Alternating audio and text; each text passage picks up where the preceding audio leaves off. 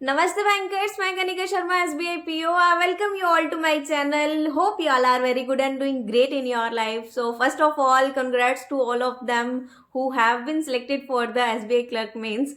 So अब आप लोगों के पास कुल मिलाकर सिर्फ 10 दिन ही रह गए हैं. So आज हम जो है एक प्रॉपर स्ट्रेटेजी के बारे में डिस्कस करेंगे कि इन 10 दिनों में आप लोग किन चीज़ों पे फोकस कर सकते हैं जिसकी वजह से आप लोग जो है अपने स्कोर्स को जो है इम्प्रूव कर सकते हैं. So without wasting any time let's just start this discussion.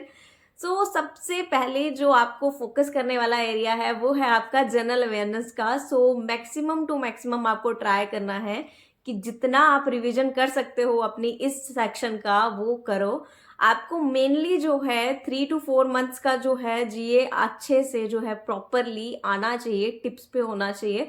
सो उसके लिए आप क्या कर सकते हो, बहुत सारी जो भी पाइलअप आते हैं ना, जितने भी मतलब आपके जैसे ऑलिव बोर्ड जो है बोल्ट की सीरीज निकालता है मंथली, वो जो है आप मंथली की जो पीडीएफ्स होती हैं उनको मंथली की पीडीएफ्स को रेफर करना स्टार्ट कर दीजिए. एंड सेकंड काम आप क्या कर सकते हैं, उसके रिगार्डिंग जो मंथली मैराथन क्लासेस चलती हैं वो मैराथन क्लासेस जो है अटेंड कीजिए. सबसे पहले आपको क्या करना चाहिए, जो पीडीएफ है मंथली की, उस मंथली की पीडीएफ से गो थ्रू हो जाइए. आफ्टर दैट मैराथन क्लासेस को अटेंड कीजिए. उसके बाद क्विजेस लगाइए, उसके ऊपर जितने सेक्शनल टेस्ट लगा सकते हैं जनरल अवेयरनेस की सेक्शन के वो लगाइए. लेकिन आपको जो है रिसेंट वाले ही लगाने हैं, लास्ट ईयर वाले मत सेक्शनल टेस्ट लगाने बैठ जाइएगा. सो रिसेंट वाले जितने आपको सेक्शनल टेस्ट या क्विज जो भी मिलता है वो जो है मैक्सिमम ऑफ मैक्सिमम लगाइए, जिससे क्या हो आपकी रिवीजन बहुत ज़्यादा होना स्टार्ट हो जाए. एंड मेनली आपको जो है टॉपिक्स जो होंगे मेन जो बहुत ज़्यादा पूछे जाते हैं उन पे फोकस करना है. और सेकंड क्या करना है, जो आपकी स्ट्रॉन्ग सेक्शन है, whether that is reasoning, that is quant और दैट इज इंग्लिश, तीनों में से कोई भी स्ट्रॉन्ग सेक्शन है सबसे ज़्यादा उसके ऊपर फोकस करना स्टार्ट कर दीजिए. बिकॉज एक आपकी जीए आपको मार्क्स स्कोर करवा सकती है एंड देन सेकंड रहती है आपकी जो सेकंड आपकी स्ट्रॉन्ग सेक्शन है उसके रिगार्डिंग जितने मेंस के सेक्शनल टेस्ट लगा सकते हो वो लगाने की ट्राई करो. बिकॉज उससे क्या होगा, आपकी बहुत ज़्यादा और बहुत अच्छी प्रैक्टिस हो जाएगी. और जितनी प्रैक्टिस आप उसमें करेंगे उतना आपके अंदर कॉन्फिडेंस बिल्ड होगा. और अलग अलग तरह के उसके जो है क्वेश्चन लगाने की ट्राई कीजिए. पोस्ट कीजिए. अगर आपका जो है रीजनिंग सेक्शन स्ट्रांग है तो जो है रीजनिंग के लिए फोकस करने में आपको जो है जितना हो सकता है इस टाइम पे ना, न्यू पैटर्न की जो भी क्वेश्चंस बनते हैं ना, मिसलिनियस क्वेश्चंस होते हैं जो न्यू पैटर्न के, उनको सॉल्व करो. उससे क्या होगा, आपका उन चीज़ों पे पकड़ ज़्यादा होगी और न्यू पैटर्न के जो क्वेश्चन बनते हैं वो ज़्यादा इजी रहते हैं कंपैरेटिवली. सो प्रीवियस ईयर के क्वेश्चंस देखो या फिर जो कोई यूट्यूब पे वीडियोस पड़ी हुई हैं उनके थ्रू जो है क्वेश्चंस को क्या करो, सॉल्व करने की ट्राई करो. जितने न्यू पैटर्न के क्वेश्चन सॉल्व करोगे उससे जो है आप थोड़ा उसमें कंफर्टेबल फील करना शुरू हो जाओगे उस तरह के क्वेश्चंस में. और उस तरह के जो क्वेश्चंस होते हैं वो ऑलमोस्ट देखा गया है कि वो इजी होते हैं, बट न्यू पैटर्न होने की वजह से जो है मतलब पैनिक हो जाता है कैंडिडेट एंड उसको अटेंड नहीं करता है, अटेम्प्ट नहीं करता है. बट अटेम्प्ट करना है उस तरह के क्वेश्चंस को आपको रीजनिंग में. एंड पजल्स के लिए आपको ट्राई करना है कि एटलीस्ट आप हाई लेवल की पजल जो है 3 से 4 वो सॉल्व कर लो. तो उसके लिए आपको कुछ और फॉलो नहीं करना है, वो आपके मॉक टेस्ट या फिर सेक्शनल टेस्ट जब आप लगाओगे वहां से आपकी इजीली सॉल्व हो जाएंगी. सो सिर्फ इस टाइम पे आपको ज़्यादा से ज़्यादा जो कंटेंट कंज्यूम करना है वो अपने मॉक टेस्ट या फिर सेक्शनल टेस्ट के थ्रू ही करना है. इससे आपकी बहुत अच्छी प्रैक्टिस हो जाएगी. प्लस आपको जो है टाइम बॉन्डिंग के अंदर उन क्वेश्चंस को सॉल्व करना आएगा एंड कॉन्फिडेंस बिल्ड होता है उस चीज़ से. एंड जो थर्ड नंबर पे है, तो क्वांट के लिए आपको जो है ट्राई करना है इस टाइम पे जितना हो सकता है अर्थमेटिक के जो बेसिक्स हैं उनको रिवाइज करो, उनके बेसिक फॉर्मूलाज को बिल्कुल एकदम माइंड में फ्रेम रखो. एंड जो अर्थमेटिक के बिकॉज बेसिक फॉर्मूला से ही आपकी डीआईज बनने वाली है. सो हाई लेवल की डीआईज जितनी आप सॉल्व कर सकते हो इस टाइम पे वो करो. और वो उसके लिए भी अगर आप कहोगे कि क्या सोर्स है, तो हाई लेवल की डीआईज के लिए भी अगर इधर आप यूट्यूब पे सर्च कर सकते हो या फिर आप क्या कर सकते हो, जो सेक्शनल टेस्ट लगाओगे या फिर जो मेंस के मॉक टेस्ट लगाओगे वहां से आप जो है उन हाई लेवल डीआईज को सॉल्व कर सकते हो.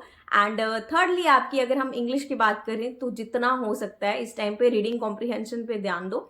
वोकैबुलरी वगैरह जो है इतनी फोकस का एरिया नहीं होना चाहिए. आपको जितना हो सकता है ना रीडिंग कॉम्प्रिहेंशन के रिगार्डिंग जितने क्विजेस सॉल्व कर सकते हो या जितने भी आप लोग जो है सेक्शनल टेस्ट लगा सकते हो उसके रिगार्डिंग वो लगाओ. अब आपको क्या करना है, हम बात करते हैं मॉक टेस्ट के बारे में। इन 10 दिनों में एटलीस्ट आप क्या कीजिए, कम से कम 4 मेंस के मॉक टेस्ट जो कम से कम लगा ही लीजिए, मतलब अल्टरनेट डेट पे लगा दीजिए। अल्टरनेट डे पे लगा लीजिए, बेशक मॉर्निंग में सुबह उठ के लगा लीजिए 3 घंटे का, या फिर जिस टाइम पर आपका जो है एग्जाम है, रियल एग्जाम, वही टाइम जो है आप डिसाइड कर लीजिए कि इस टाइम के अंदर ही मुझे बैठना है। और कम से कम जो है आप 4 मेंस के मॉक टेस्ट जो है अच्छे से लगा लो। आफ्टर दैट जो मतलब कम से कम अगर आपने कहीं से भी लिए होंगे ना, 10 मॉक टेस्ट तो आए होंगे या फिर 12 आए होंगे, तो बाकी रेस्ट ऑफ मॉक टेस्ट जितने भी आपके पास एसबीआई क्लर्क मेंस के पड़े हैं, उनको क्या करो, डायरेक्ट सबमिट कर दो। आफ्टर दैट जब आप सबमिट कर देते हो, उनको अच्छे से क्या करो, एनालिसिस करो, रीजनिंग में से क्वेश्चंस निकालो, पजल्स निकालो, जितने आप सॉल्व कर सकते हो उसमें से, जितने न्यू पैटर्न के क्वेश्चन उसमें मिलते हैं वो न्यू पैटर्न के क्वेश्चन सॉल्व करो। इनपुट आउटपुट के क्वेश्चंस मिलते हैं या कोई भी मिसलेनियस क्वेश्चन आपको मिलता है, उस पूरे पेपर को जो है ट्राई करो सॉल्व करने की। क्वांट अगर आपका स्ट्रॉन्ग सेक्शन है तो क्वांट का उस पूरे पेपर को जो है एनालिसिस करके उसको सॉल्व करने की ट्राई करो। इससे क्या होगा, मैक्सिमम और मैक्सिमम आपको एक तो क्वेश्चंस मिलेंगे, एंड वो क्या होंगे, जो लेटेस्ट अभी आपका जिस पैटर्न पे आपके क्वेश्चंस बनने हैं या जिस पैटर्न पे आपका मेंस पूछा जाएगा, उसी पैटर्न से मिलते जुलते होंगे। उस तरह के क्वेश्चंस को सॉल्व कीजिए। इस टाइम पे जितना आप हो सकता है ना प्रैक्टिस अपनी करेंगे, वही आपके लिए जो है एंड में मेंस में काम आने वाली है। बिकॉज इससे क्या होता है, सबसे ज्यादा मेन चीज क्या होती है, वो होता है आपकी confidence बिल्डेंस।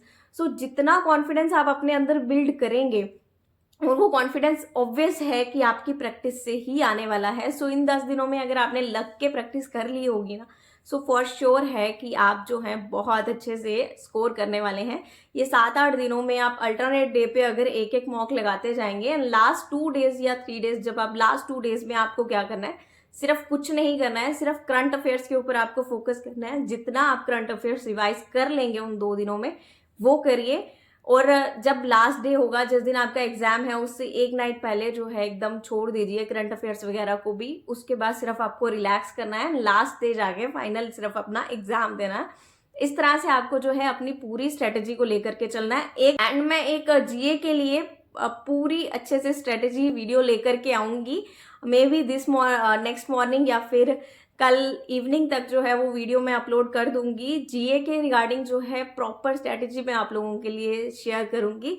That's all for today. Hope you like this video. Do like, share, comment and subscribe. Thanks for watching.